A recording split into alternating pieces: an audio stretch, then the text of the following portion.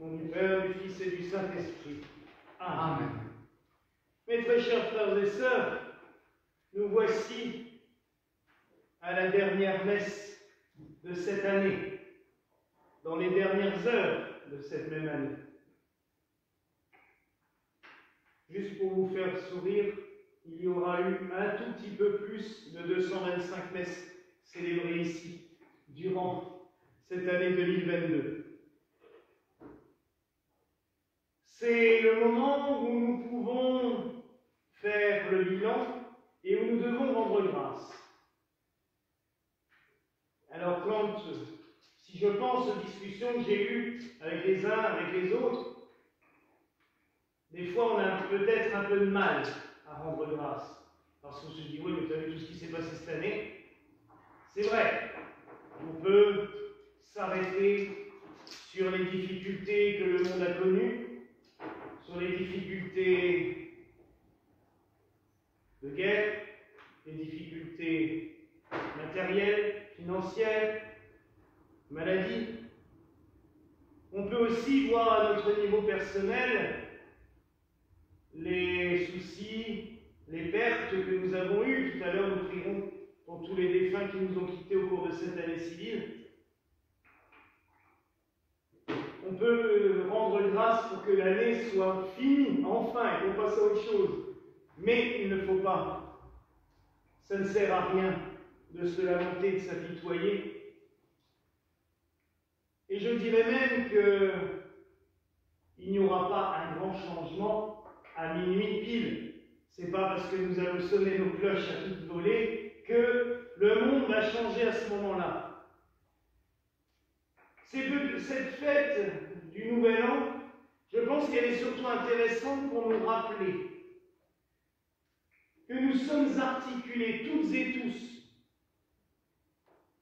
autour, comme le dit la collecte d'entrée, de la naissance de notre Seigneur Jésus-Christ. Tout a été codifié à partir de ce moment-là. Ça fait un peu plus de 2000 ans que l'on compte depuis la naissance du Christ. Pour nous rappeler aussi que le Christ est venu pour nous libérer, comme il le dit dans l'Évangile, où il prononce ces paroles d'Isaïe, qu'il s'attribue à juste titre à lui-même. L'Esprit du Seigneur est sur moi parce que le Seigneur m'a consacré par l'onction. Il m'a envoyé porter la bonne nouvelle, annoncer aux prisonniers qu'ils sont libres, aux aveugles qu'ils verront la lumière, apporter aux opprimés la libération et annoncer une année de bienfaits accordée par le Seigneur. Oui, mes frères et sœurs, le Christ nous a été envoyé de la part du Père créateur, celui que nous célébrons justement le 1er janvier, puisque dans notre liturgie gallicane, nous avons tenu à ce que l'année civile commence par une célébration solennelle de celui grâce à qui nous sommes toutes et tous présents ici. Notre Père créateur, sans lui, rien ne saurait.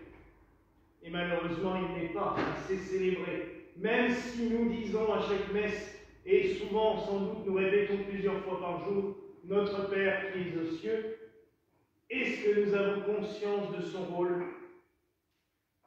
Je pense que des fois, nous l'oublions. Le Christ est donc venu pour annoncer une année de bienfaits accordée par le Seigneur. Oui, mes frères et sœurs, chaque année est une année de bienfaits pour chacun d'entre nous. Si nous nous concentrons sur les belles choses, et c'est ce que je vous inviterai à faire encore plus pour 2023, que vous l'avez peut-être fait en 2022, j'essaierai de m'y forcer aussi, parce que des fois j'oublie.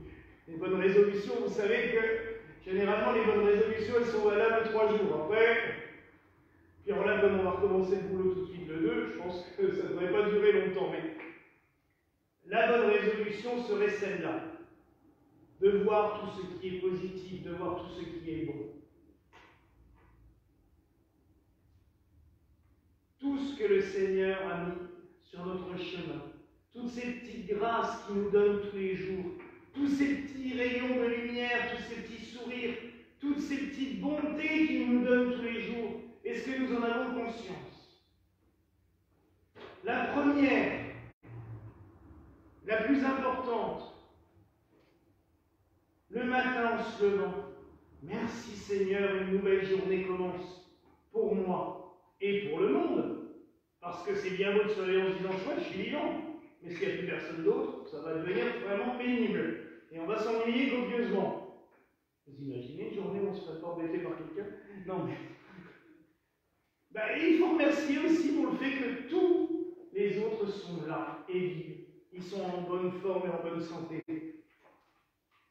Remercier du fait que malgré les difficultés, on soit quand même dans un monde où on aura toujours à manger, à boire, où on peut s'abriter quelque part. C'est une grâce que tout le monde n'a pas. Et il faut aussi rendre grâce au Seigneur, parce que nos petites joies personnelles, nos petits conforts, on les oublie souvent par rapport aux autres. Et ça me travaille souvent parce que je me dis, mais tu te plains, alors qu'il y en a tant d'autres. Alors oui, mes frères et sœurs, tous les jours, remercions pour cela. Rendons grâce aussi pour les beaux jours, les belles temps. Regardez, aujourd'hui, on a un temps particulièrement bizarre pour le mois de décembre, mais c'est quand même agréable de pouvoir avoir pu passer une journée sans être couvert des pieds à la tête et emballé comme un saucisson. C'est aussi des petites choses à rendre grâce. Rendre grâce quand on voit une fleur. Rendre grâce quand on voit un beau paysage. Cette semaine, on s'est baladé dans le Haut-Rhin. Il y avait une vue sur la vallée de Thirenbach qui était magnifique. Rendre grâce pour cela. Rendre grâce pour les bons moments que nous passons avec notre famille, avec nos amis, avec nos proches. Je vais prêcher un peu pour ma paroisse. Rendons grâce pour les belles messes que nous vivons. Mais si vous n'étiez pas là, ce serait pas belle non plus. Donc, ça fait partie. Rendons grâce pour tous ces bons moments. Et je rendrai grâce aussi pour le fait que, justement, notre communauté grandisse et se développe.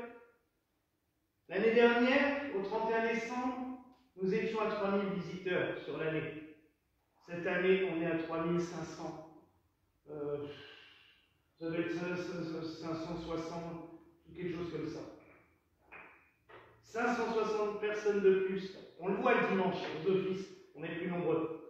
Mais ça fait plaisir, parce qu'on se dit, tous ensemble, on avance. Alors c'est des chiffres, mais ça montre aussi que contrairement à ce qu'on veut bien nous dire, et ce que les médias nous rabâchent, non, il n'y a pas un oubli de la spiritualité. Non, toutes les églises ne se vident pas. On peut faire avec le cœur, et surtout avec la grâce de Dieu. Et c'est là aussi qu'il nous faut rendre grâce, tous les jours. Merci Seigneur pour tout ce que tu nous donnes, mais aussi pour tout ce que tu mets sur notre chemin, pour tout le travail aussi que tu nous donnes. Des fois, il faudrait ralentir un peu, mais merci pour tout ce travail. Rendre grâce pour notre saint patron aussi. Il est mentionné dans l'Évangile.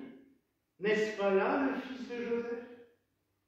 Moi, tous les jours, je pourrais rendre grâce à Dieu de nous avoir donné Saint Joseph. Il y a toujours une nouveauté avec lui. Toujours une grâce, toujours une bénédiction. La semaine dernière, le 24 au matin, on était peu nombreux pour la messe de vigile. Heureusement, ça s'est bien multiplié pour la nuit et le jour de Noël. Mais je me disais, bon, puis il y a deux de nos paroissiennes habituées qui viennent à la messe. Puis après, elles me disent, on va aller dire merci à Saint Joseph. Parce que tous les vœux que nous avons faits cette année ont été réalisés. Travail, famille, tout. Et là, oui, j'avais vraiment envie de sauter de joie parce que je me suis dit, encore et encore, il ne nous oublie jamais. Alors oui, mes frères et sœurs, nous pouvons rendre grâce à Dieu de nous avoir donné des intercesseurs comme la Vierge Marie et comme Saint Joseph. Il nous a offert ses propres parents terrestres pour que nous ne soyons pas seuls. C'est quand même merveilleux. Il y a tous les jours et même toutes les minutes un motif de rendre grâce à Dieu, de le remercier, de le célébrer. Tout le temps des petites joies. Mais des fois, c'est vrai que quand on a des soucis, quand on a des problèmes, on les oublie ou on ne les voit pas.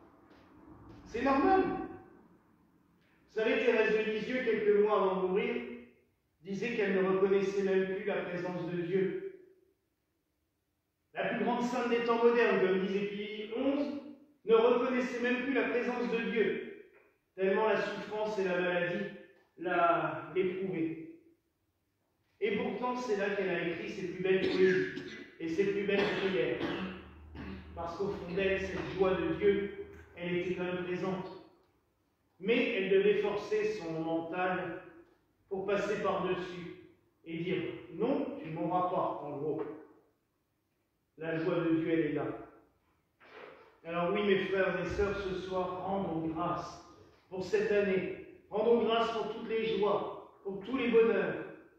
Et aussi, offrons à Dieu tout ce qui n'est pas encore achevé, tout ce que nous avons mis en train qui n'est pas encore réalisé, pour que 2023 s'ouvre à nous sous des bons auspices, que cette année 2023 soit bénie. Il y aura des belles choses encore à venir. Alors remercions aussi le Seigneur pour tout ce qu'il nous donnera dans cette nouvelle année. Voilà la grâce que je vous souhaite au nom du Père, du Fils et du Saint-Esprit. Amen.